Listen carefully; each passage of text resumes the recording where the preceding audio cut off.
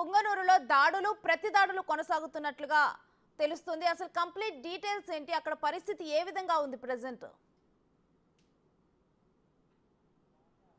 రేణుశ్రీ, ఏదైతే రాజంపేట ఎంపీ పెద్దిరెడ్డి మిథున్ రెడ్డి నిన్న ఏదైతే పుంగనూరులోని మాజీ ఎంపీ రెడ్డప్పరెడ్డి నివాసానికి చేరుకున్నాడు. అయితే పోలీసులకు ముందస్తు సమాచారం ఇవ్వలేదు స్థానిక పోలీసులకు.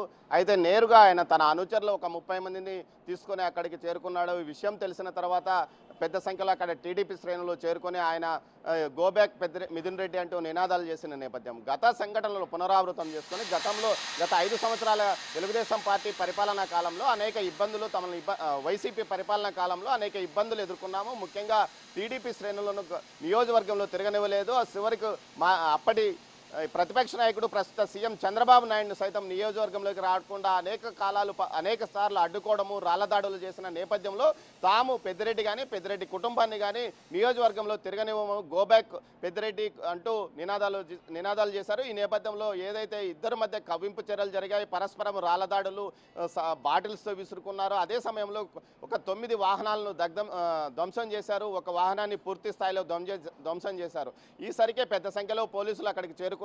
ఏఎస్పీతో పాటు 2 డిఎస్పీలు, అదేవిధంగా ఒక 100 మంది పోలీసులు, ఆర్ముడు సిబ్బంది కూడా అక్కడికి చేరుకొని బందోబస్తు కల్పించారు. తర్వాత ఏదైతే పోలీసు వాహనంలోనే మిథున్ రెడ్డిని తిరుపతి వరకు తీసుకొచ్చిన పరిస్థితి. ఈ నేపథ్యంలో పరస్పర ఆరోపణలు ఏదైతే చంద్రబాబు నాయుడు కానీ నారా లోకేష్ యొక్క సలహా మేరకు నేతృత్వంలోనే తమ మీద దాడులు జరుగుతున్నాయి, రాష్ట్ర వ్యాప్తంగా వైసీపీ కార్యకర్తల మీద దాడులు జరుపుతున్నారంటూ మిథున్ రెడ్డి ఆరోపించాడు. ఈ నేపథ్యంలో మంత్రి రాంప్రసాద్ రెడ్డితో పాటు పుంగనూరు ఇన్ఛార్జ్ చల్లాబాబు రెడ్డి కేవలం వీరు ప్రజల్లో కోల్పోయిన తమ ప్రాభవాన్ని మీడియా ద్వారా తెచ్చుకోవడానికి చేస్తున్న ప్రయత్నంలోనే భాగంగా ఇలాంటి గొడవలకు కారణమవుతున్నారు. ఏదైతే నేతిగుట్టపల్లి రైతులకు సంబంధించి భూ నష్టపరిహారం విషయం మాట్లాడాల్సి వచ్చినప్పుడు ఆర్డీఓ ఆఫీసు, కలెక్టర్ ఆఫీసు, అదేవిధంగా ఏదైతే తహసీల్దార్ కార్యాలయం ఉంటుంది, కానీ మాజీ ఎంపీ రెడ్డప్ప నివాసానికి రైతులను పిలిపించుకోవడం ఏమిటంటూ రైతులకు మద్దతుగా వచ్చిన తమ పార్టీ కార్యకర్తల మీద దాడులు చేశారు. అందువలనే తమ కార్యకర్తలకు తిరిగి ప్రతిదాడి చేయాల్సి వచ్చిందంటూ విమర్శించారు. మొత్తం మీద కేవలం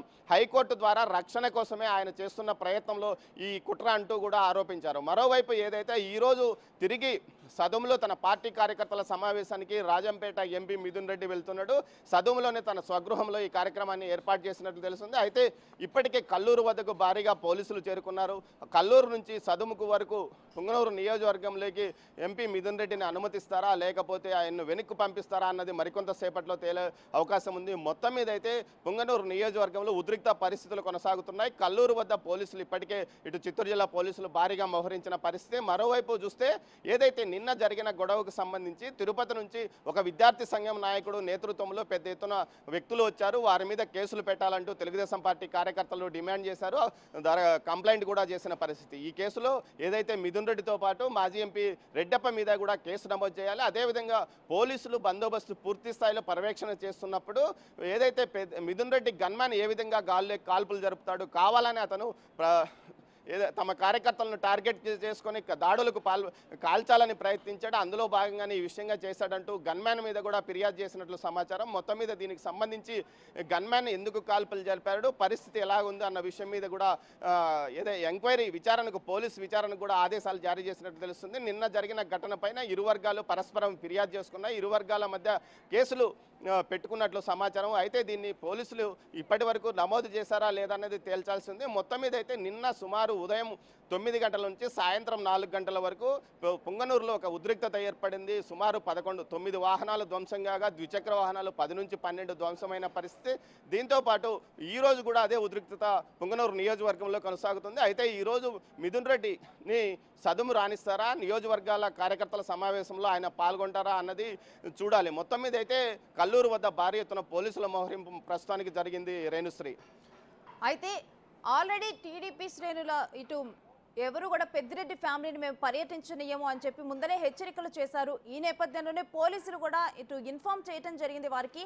అయినప్పటికీ కూడా కనీసం ఇటు పోలీసులకు తెలుపకుండా మిథున్ రెడ్డి నియోజకవర్గంలోకి రావడంతోనే ఇప్పుడు శాంతి భద్రతలకు దెబ్బతిన్నాయనుకోవచ్చా?